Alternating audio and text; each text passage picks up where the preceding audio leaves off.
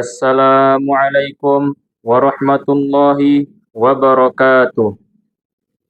Innal hamdalillah nahmaduhu wa nasta'inuhu wa nastaghfiruh wa na'udzu billahi min syururi anfusina wa min sayyiati a'malina. May yahdihillahu fala mudhillalah wa may yudlilhu fala hadiyalah. Asyhadu an la ilaha illallah wahdahu la syarikalah wa asyhadu anna Muhammadan abduhu wa rasuluh. Allahumma salli ala sayyidina Muhammad wa ala alihi wa sahbihi wa man tabi'ahum bi ihsan ila yaumiddin. Qala Allah Ta'ala, a'udzu billahi minasy syaithanir rajim. Innal musaddiqina wal musaddiqati wa aqradullaha qardan hasanan yudha'afu lahum wa lahum ajrun karim. Alhamdulillah, segala puji bagi Allah, Tuhan semesta alam, yang telah memberi kita nikmat yang berlimpah hingga detik ini.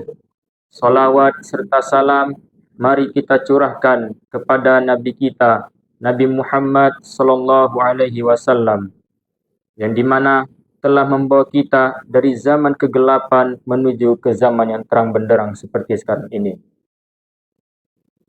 Berdirinya saya di sini ingin menyampaikan sebuah kultum dengan tema meraih ampunan di bulan Ramadan. Allah Subhanahu wa taala berfirman, A'udzu billahi minasyaitonir rajim.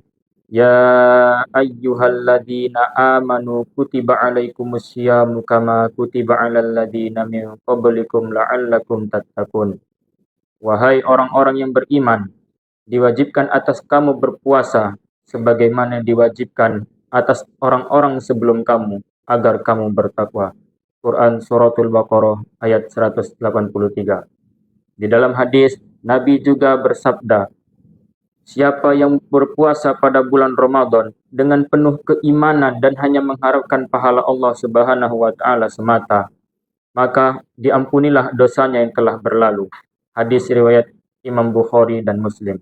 Allah Subhanahu wa taala yang Maha Pemurah dan Maha Penyayang, melalui sabda Nabi tersebut telah menegaskan kepada kaum muslim tentang berita pengampunan pada bulan Ramadan. Sungguh, ini adalah bentuk kebesaran dan kasih sayang Sang Pencipta kepada makhluknya. Bulan Ramadan merupakan bulan yang penuh dengan pengampunan.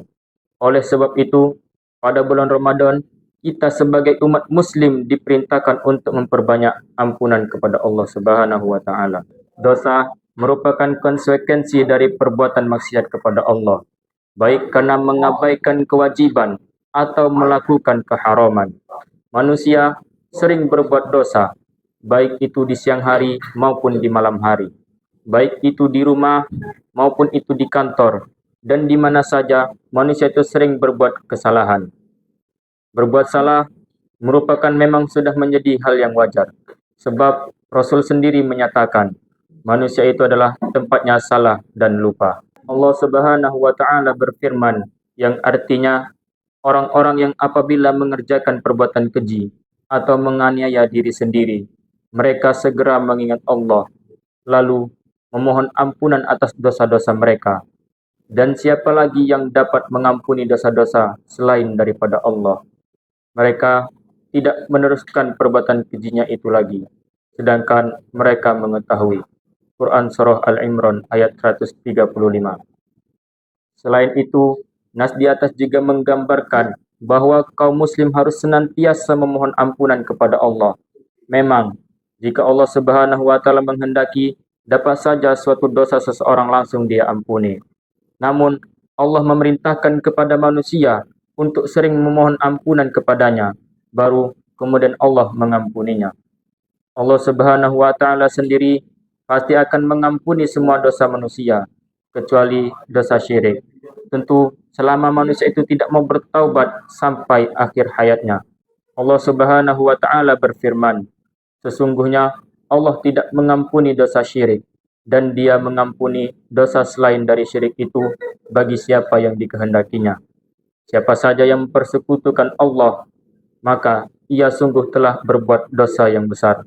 Quran Surah An-Nisa ayat 48. Di samping Allah Subhanahu wa taala telah menyuruh setiap muslim untuk memohon ampunan kepadanya, Rasulullah sallallahu alaihi wasallam juga telah memberikan teladan.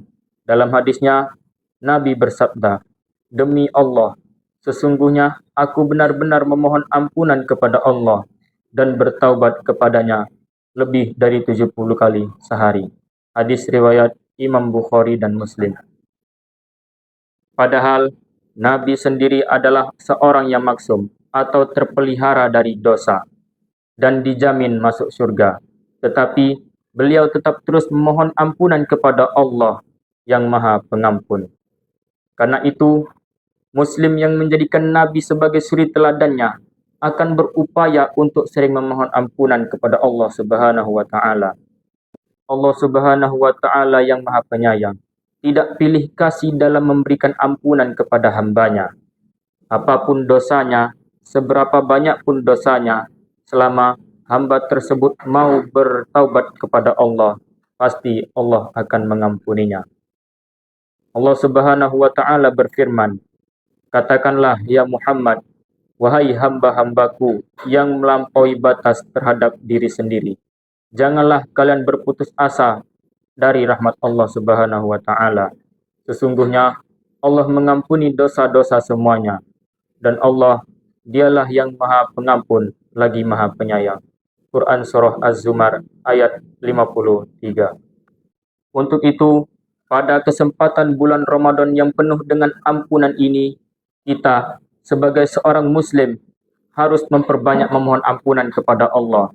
Berlomba-lombalah kalian dalam mendapatkan ampunan Allah dan surga yang luasnya seluas langit dan bumi, yang diberikannya kepada orang yang beriman kepada Allah dan Rasul-Rasulnya. Itulah karunia Allah yang akan diberikannya kepada siapa yang dikehendakinya. Sekian kultum dari saya. Wallahul muwafiq ila aqwamit thoriq. Wassalamualaikum warahmatullahi wabarakatuh.